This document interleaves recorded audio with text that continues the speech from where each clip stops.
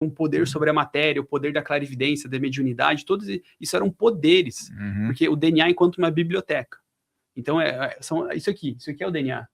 Então, cada livro é um gene, que é uma codificação, são informações codificadas.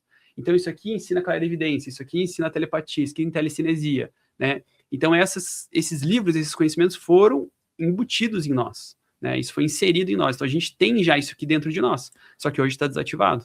E isso daí é interessante porque a gente está falando sobre hoje, assim, a gente ficou milhares de anos, né, dentro de uma tradição oral para quem era iniciado, né? Uhum. E aí a gente chega num século da informação. Nós estamos aqui do século XX para o XXI, deu um upgrade gigantesco, mas mesmo assim com certas ressalvas, né? Uhum. Porém, a gente sempre vê que há relatos de coisas que não são típicas na sociedade. Contato com seres, a arqueologia, de vez ou outra, acha um esqueleto de um ser, por exemplo, gigante, daí as pessoas ficam, será que é verdade? Será que não é, né? Uhum. Só que hoje, cara, a gente entra num paradigma. Que tipo de energia, ser, ou corporação, ou né, entidades e tudo mais, daria a permissão para que isso pudesse ser falado publicamente, abertamente? Porque na antiguidade me parece que isso era comum. Uhum. Chega num tempo, você falou, fiquem sozinhos aí. Uhum. As pessoas entraram numa bola, tipo, o mundo de Alice, né? Nada Uhum. existe fora, só existe aqui, minha religião, meu trabalho e tudo mais. Tá. Quem precisa dar uma permissão? Existe, por exemplo, pessoas falam de comando, né, estelares e tudo mais, que diz, olha, agora, aos poucos, a gente vai ter que se apresentar porque eles vão entrar num outro patamar. Uhum. Eu vejo isso a nível de maturação de consciência e, na minha compreensão, aquilo que eu falei. Eu acho que nós somos uma grande cura a nível cósmico aqui. Se tivesse uma doença e a gente está tratando essa doença. E daí, na fase inicial que a gente estava lá, que tinham esses seres andando entre nós, no Egito Antigo, os Incas, os Astecas, enfim, que tinham todas essas construções, todas essas tecnologias avançadas, eu acho que a gente estava na creche. E eles estavam cuidando dos bebês ali na maternidade, entendeu? E a gente era meio que dependente deles. Em algum momento eles têm o dilúvio, tem todo esse reset, possivelmente pode ter sido isso no dilúvio, que dizem que é cerca de 12 mil anos atrás. Aí a gente tem esse reset consciencial, e é o momento que a gente talvez começou a entrar na infância, que a gente já conseguia andar com as próprias pernas. E eles tiveram que nos deixar para a gente poder se desenvolver, porque senão a gente ia ficar dependente deles. Então, imagina, você tem toda hora uma entidade suprema do teu lado, o que você vai querer evoluir, né? Então, acho que eles realmente nos deixam, a gente começa a crescer, crescer, crescer. Eu acho que a gente está meio que entrando numa fase da adolescência, da fase adulta agora, a nível sociedade humana, e agora eles podem voltar, porque agora a gente sabe caminhar, a gente tem consciência dos atos, a gente sabe a diferença do bem e do mal, a gente sabe diferenciar isso. Então agora começa a mudar a dança. Mas eu acho que a gente precisou passar por essa solidão, essa desconexão, para a gente reativar, para a gente desenvolver o que a gente precisava desenvolver, sabe? Até porque hoje em dia a gente tem essas possibilidades aqui, né, canal no YouTube, não só no Brasil, mas em outras partes do mundo, onde muitas pessoas estão em conexão com o assunto. Se a gente fosse falar sobre isso 30 anos atrás, existiam algumas pessoas que estavam em conexão, estudiosos e tal, mas era aquela pessoa que estava lá, né, na margem da sociedade total, né, cara? E se fosse falar, berlinda, né? Não, os caras se escondiam na caverna para falar sobre esses assuntos, né? Tipo, era muito, muito censurado. Então tá tendo muita evolução da consciência. E é até legal perceber essa evolução da consciência, você consegue perceber isso com qualquer pessoa. Se você for pro interior de uma cidade, um pedreiro lá, ou tipo assim, o cara que era para ser um cara super chucro e simples, hoje ele já é mais humanizado, ele respeita mais as mulheres, ele respeita a diversidade, tipo assim, naturalmente. Ele não precisou fazer nada, ele só tava vivendo a vida dele lá. Então, naturalmente, as pessoas estão evoluindo a consciência delas, sabe? Elas estão aprendendo a se respeitar mais, e quem não respeita sabe que é errado. Diferente de 500 anos atrás, que a gente fazia merda, a gente achava que aquilo era o certo. Não, tem que apedrejar, tem que enforcar, sabe? A gente achava que isso era o certo. E hoje não, hoje a gente sabe que isso é denso, né? Então a gente consegue perceber essas massas, essa maturação da consciência, né? E hoje em dia quem tem um celular, independente, né, do nível intelectual da pessoa, a pessoa pode aumentar. Tá debatendo um assunto ali, numa roda de conversa, o cara já pega o ChatGPT, o cara já pega não sei o que, o cara começa a tirar dúvidas ali, e aí vem um conhecimento novo. Aí quando o cara for conversar com alguém, já tem um conhecimento novo. Mas na antiguidade não tinha isso, tinha a escritura, que nem a Bíblia. A Bíblia foi escrita por diversas mãos, né? Todas intuídas por forças, né, superiores e existem diversas discussões sobre isso. Mas existem vários trechos que são muito mal interpretados, principalmente os trechos que dão a entender que houve um contato com algo que não era daqui. Por exemplo, Ezequiel, né? Aquela carruagem de fogo. De onde que viria uma carruagem de fogo dos céus, se não tinha nenhuma tecnologia, entre aspas, aí, comprovada naquela época, né? Sim.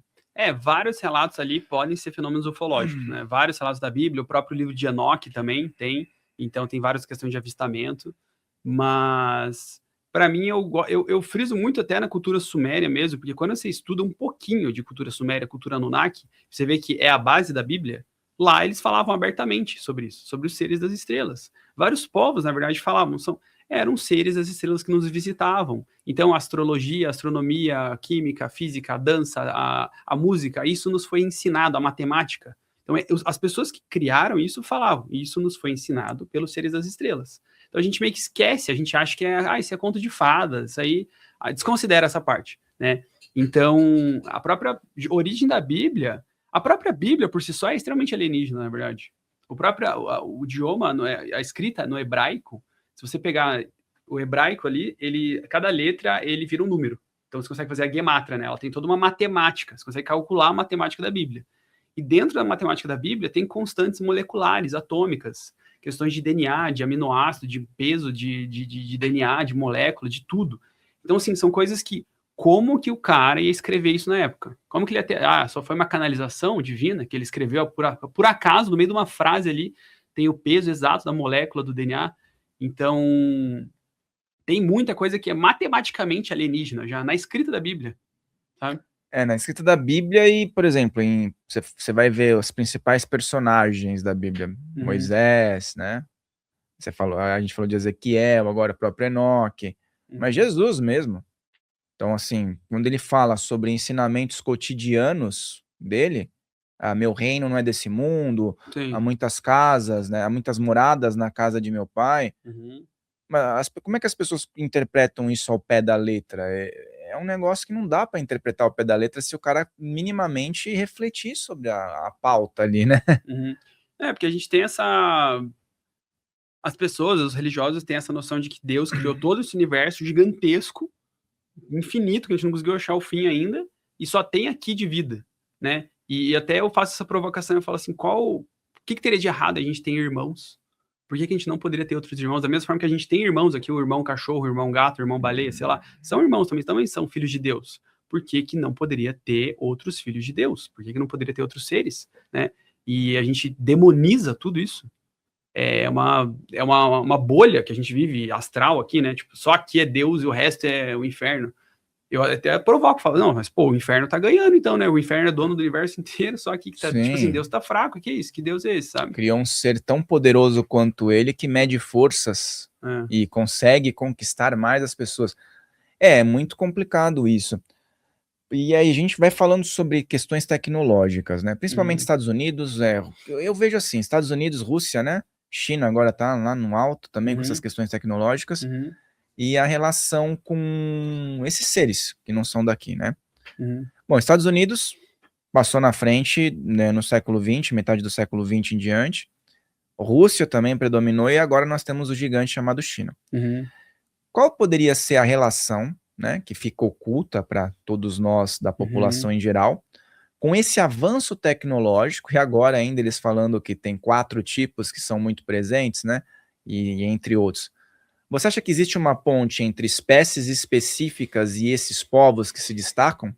Tipo, sei lá, as nações que ficam... O chinês tem mais relação com o Grey, assim? Isso, o chinês, que tipo de conexão que ele teria, e o americano e o russo, porque eles têm caminhos diferentes, mas são superpotências que não se bicam também. Eu não sei se eles teriam uma questão exclusiva de raças, talvez. Eu acho que é bem misto essa questão das raças. Eu acho que tem muito mais raça, na verdade, que essas 4. E eu acho que é bem misto, assim. Eu acho que o filme do MIB talvez retrata bem, assim, aquelas bases secretas com um monte de ET diferente andando. Mas o que o que eles estão falando, os próprios militares e cientistas, é que essas capturas de naves já acontecem faz anos e essas principais nações já estão capturando e fazendo engenharia reversa, né? Então, essa engenharia reversa, a gente desbloqueia a tecnologia gravitacional, a gente desbloqueia energia livre, então várias outras formas de tecnologia ultra avançada que a gente não faz nem ideia, portais, teleporte, várias coisas, arma laser, a gente consegue desbloquear. E dizem que essas 3 grandes potências já têm essas tecnologias. Então, o grande ponto é quanto desses OVNIs hoje, de avistamentos nossos, não são humanos. Entendeu? De não, talvez é um OVNI russo, não é um OVNI chinês, é um OVNI americano, ou é alienígena mesmo, entendeu? Mas o que eles dizem é, eu não sei sobre a relação de países com raças específicas, mas parece que essas principais nações já têm essas tecnologias lá desenvolvidas. O pessoal até fala por conta da China ter aquela coisa mais, né, comunitário, ter essa relação com os Greys que são mais com essa capacidade. E os Estados Unidos já tem uma outra vertente e tal. Mas o que a gente vê, né? Essas tecnologias, elas estão aí. Né? No Brasil, nós temos muitos relatos de intraterrenos. E você falou sobre isso, é muito, para mim, acho que é bem interessante, bem intrigante, porque ordens iniciáticas falam de portais, de intraterrenos. Só que se esses seres estão aqui há tanto tempo, né? Eles são tão daqui quanto todos, né? Porque quem que é original daqui? Sim. Esse que é o ponto. Mas o Brasil tem uma predisposição ao campo de estudo dentro das possibilidades intraterrenas do que outros países, cara? Eu acho que o Brasil é o país da nova era.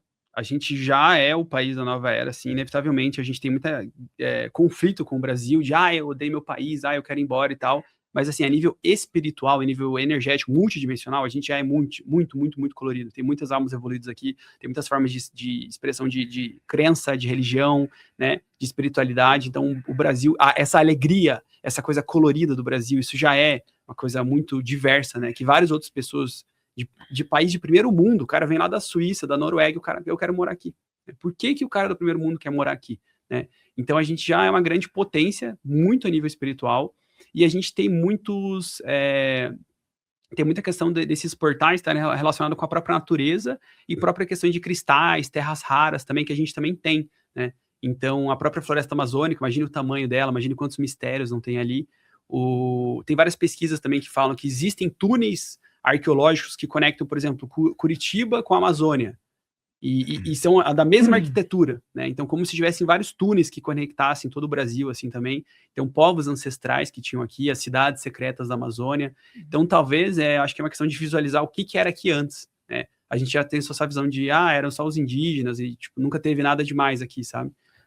Porque, assim, essa questão do intraterreno, a gente vê que tem muitos relatos de cidades que são planaltos, né, que não recebem a influência do mar, né, talvez por conta da grande quantidade de terra, né, e tudo mais.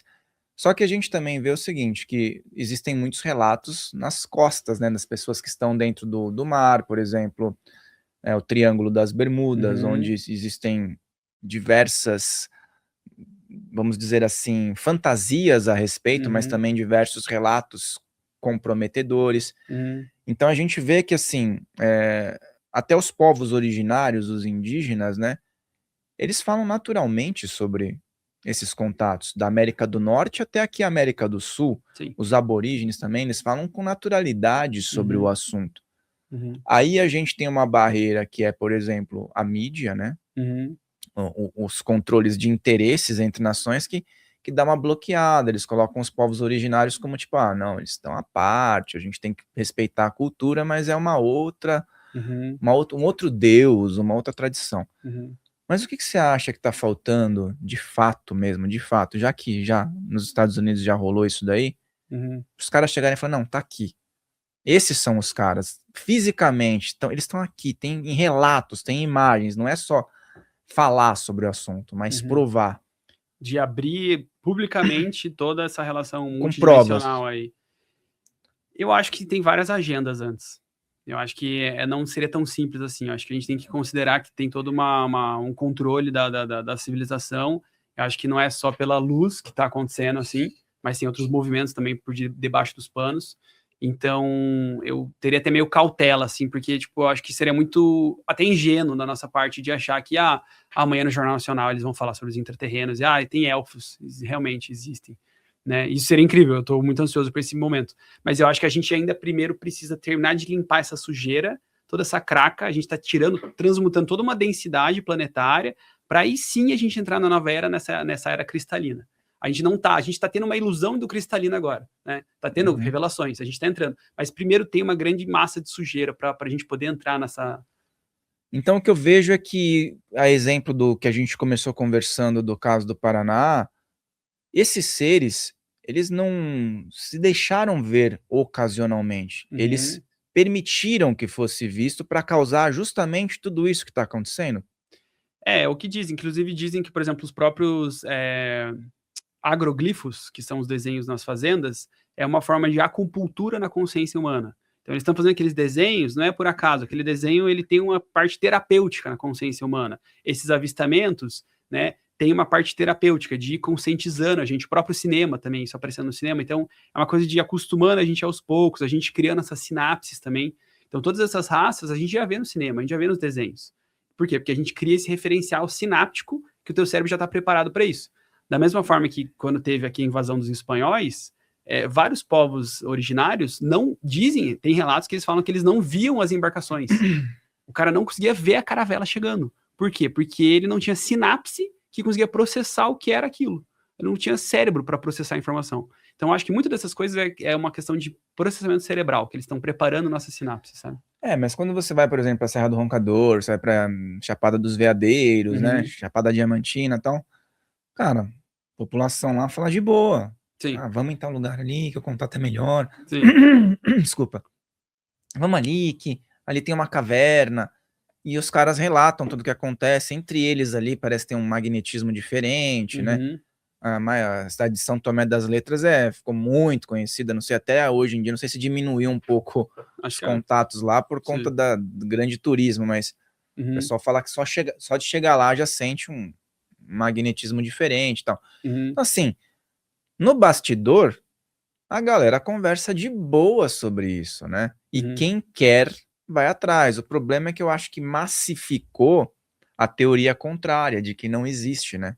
Essa massificação de que ter algo fora do planeta seria do diabo, do demônio, ficou muito lavado cerebralmente. E aí é propício para a gente viver num mundinho fechado, né?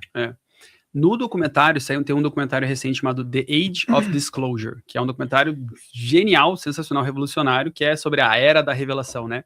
E eles trazem os caras mais avançados lá dos Estados Unidos, cientistas, militares, para falar sobre o assunto.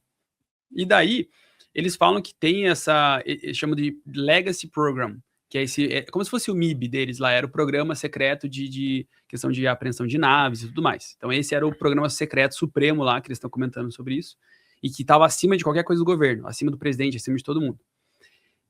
E esse programa, eles fizeram uma campanha de desinformação para criar esse medo nas pessoas, criar essa mentira, criar essa desconexão com o tema, né? Só que olha aqui que os caras falam no documentário, eles falam assim, cara, o programa foi tão bem sucedido de criar isso, desconectar as pessoas, que isso gerou até um problema pra gente, porque a gente precisa pesquisar o negócio e os próprios cientistas não levam a sério, diferente da China e da Rússia, que não teve tanta campanha.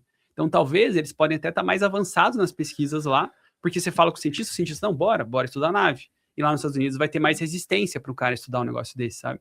Então, eles estão até falando do problema interno que isso gera no sistema deles, de tão bem sucedida que foi essa campanha de desconexão com o tema, né? Eu acho que a Rússia deve ter muita coisa, muito mais coisa, porque eles não abrem isso. Sim. Eles devem ter muito mais coisa, que eles mantêm só entre eles e tá tudo certo. Então, eles não ficam colocando a indústria cinematográfica, né?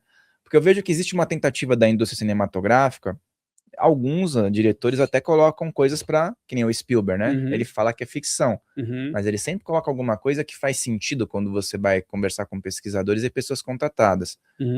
Mas também existe, por exemplo, Independence Day. Existe a tentativa de mostrar que sempre é alguma coisa muito fictícia, né? Aí vem o MIB. Pô, tem vários insights ali, mas eles colocam num aspecto muito fictício, né? Então você acha que essa questão do cinema e da mídia também contribui para que as pessoas acreditem que isso é papo de lunático?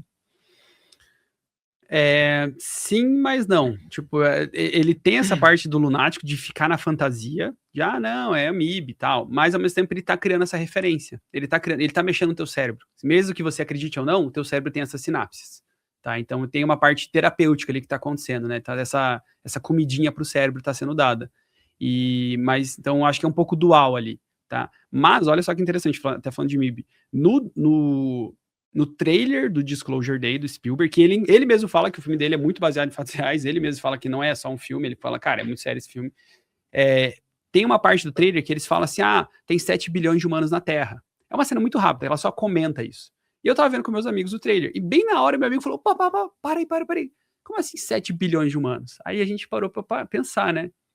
Porque na teoria a gente tem 8, né? Já aumentou, Será? Olha, daí aí é maluquice. Porque a gente às vezes pensa que os ETs estão lá na nave, estão ali na base secreta, intraterrena e tal. Esse é MIB mesmo. Tipo, pelo menos talvez 1 bilhão é ET já. Tipo, o carteiro lá, o cara que tá, sei lá, não sei, entendeu? Sim. Não sei. E pega tipo, exato. Que tá realmente disfarçado e tal, Então, isso tem em vários filmes também, de vários seres que são metamorfos, que conseguem transmutar o corpo. Então, assim, talvez já tem vários que moram entre nós. Com certeza isso é algo muito plausível de se pensar.